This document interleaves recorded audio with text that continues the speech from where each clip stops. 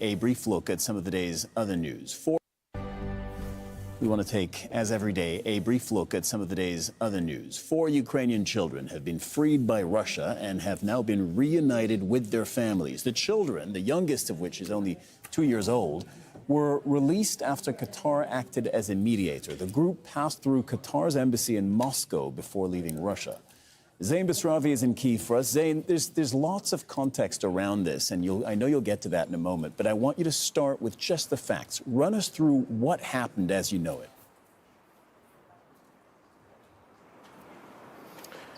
Absolutely. Now, according to what we're hearing, reports from the Qataris as well as here in Kyiv, is that Doha has been involved in talks between Moscow and Kyiv, secret talks that have been going on for many months. But even as early as July, Ukraine's Prime Minister Denis Shamal did hint that Qatar on a number of issues. Speaking after a meeting with Qatari diplomats in July, he said Qatar was assisting in many issues, especially the repatriation of children, and that seems to have had some success now. In terms of actual numbers, since the beginning of this war, 400 children have been returned from Russian-held territory, but Ukraine has identified 20,000 children that have gone missing or have been held, they say, illegally by Russian forces. Now, the children we're hearing of, Friday there was 1 child returned, now 3 more between the ages of 2, 9, and 17 being repatriated. Certainly a success in these dialogues, but just a drop in the bucket so far. To that context, then, there's an international arrest warrant out on the Russian president. I mean, some of our viewers may have forgotten, but this is major news. International arrest warrant out against Vladimir Putin for this, for the transfer, the forced transfer of Ukrainian children from Ukraine to Russia. Yes, this is an incredibly primary issue for the Ukrainian government, for the armed forces, for the people of Ukraine. There's even a march in the main square later today for people calling on the Ukrainian government to do more, to have those children, to have missing people in general found and repatriated to Ukraine. It is a major issue for people in terms of the context of this war. And Qatar's role in this is becoming more highlighted. It has become a bit of a diplomatic, a global diplomacy hub, an important partner in these kinds of things. Qatari officials will be accompanying children throughout the process, from when they are handed over by the Russians to Qatari authorities. They then accompany them either first to Doha or possibly to the borders like Estonia or Belarus. There's even a humanitarian corridor directly connected at the border between Russia and Ukraine in the Sumy region. And Qatari officials will be with these children along the way, the entire process. Now, Qatar has become an important partner in a number of different conflicts globally. It was an important diplomatic partner in the war in Afghanistan. It has negotiated deals between the United States and Iran. It is an active negotiator between all parties in the ongoing Gaza war at the moment. And this deal between Moscow and Kyiv, certainly a bit of good news in the midst of this war. All right, Zain Basravi reporting from Kyiv on that. Thank you very much, Zain. 1 person has been killed after another earthquake hit Afghanistan on Sunday. 30 others were injured in the 6.3 magnitude tremor in the province of Herat. Recovery efforts are still underway. The country has been hit by 3 powerful earthquakes in the past week. More than 2,000 people have been killed. Many villages have been razed to the ground, leaving thousands homeless as winter approaches. Businessman Daniel Noboa is set to become Ecuador's youngest president after declaring victory in Sunday's election. The 35-year-old beat his leftist rival with 52.3% of the vote. Noboa will only have 17 months in office. The current election was triggered early after outgoing President Guillermo Lasso dissolved parliament in the midst of an impeachment trial.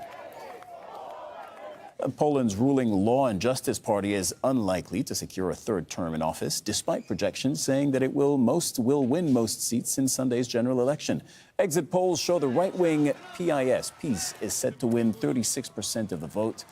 The centrist opposition, led by Donald Tusk's Civic Coalition, is expected to win 31%. The former European Council President's Alliance, however, is likely to secure a majority with the support from other opposition parties. Tusk is calling the vote the most important since the fall of communism. Back to the ripple effects of the Israel-Gaza war around the world. Marches continue in support of Palestinians. Thousands have been rallying in Istanbul and Turkey, supporting Palestine and denouncing the U.S. and Israel. A similar march was held in the Moroccan capital of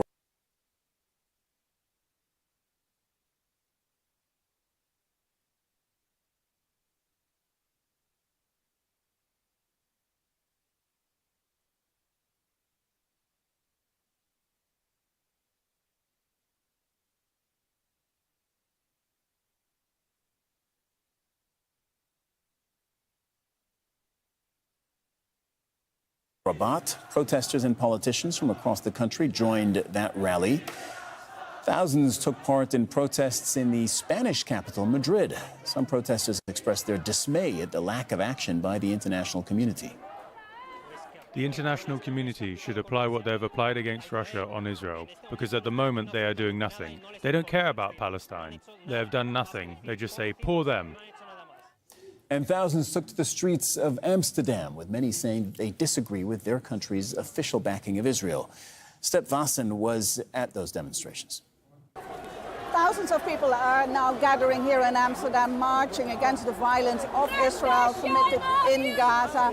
They are angry and frustrated, especially they're condemning European leaders. They're calling literally here Prime Minister Rutte's name for not speaking out, for not condemning the violence in Gaza done by Israel, while after the Hamas attack last week, he said the whole country stands by Israel. And a lot of people here have been telling me that they simply don't agree with that. They are very upset and very worried that European leaders, also like Ursula von der Leyen, the European Commission President, is not condemning Israel's violence.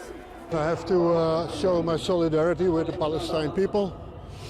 And our premier said we are behind Israel as a nation. And I was really ashamed of it. And our Dutch government is not taking any action, and I want to show that we as Dutch people do not agree with that. Prosecutors are watching this rally very carefully. They have said, even with translator, if anyone is calling out anti-Semitic slogans or is carrying Hamas flags or Hezbollah flags, they will interfere. There's a lot of police around here, but as you can see, people are very peaceful. Step Vassen, Aljazeera, Amsterdam. However, in India, protesters have marched in support of Israel. Rallies also took place over the weekend in Germany and South Africa, showing solidarity with Israel. A quick recap as we wrap up this hour of news, if you're just joining us. Developments in the Gaza war. Israeli airstrikes have killed more than 2,950 Palestinians since last Saturday. That includes more than 1,000 children. Israel has now killed more Palestinians in 8 days than its forces did in 51 days of war on Gaza in 2014. The number of Israelis killed in Hamas's military operation now stands at 1,400, including 293 soldiers.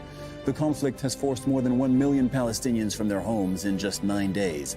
These pictures that you're seeing now, the Rafah border crossing, you were looking at the live shot of the skies over Gaza. This here, the Rafah border crossing in southern Gaza, between southern Gaza and Egypt. I'll be back in just a moment with continuing coverage of the Israel-Gaza war. We'll be bringing back all our correspondents from Gaza, from southern Israel, from Jerusalem as well, to bring you the very latest.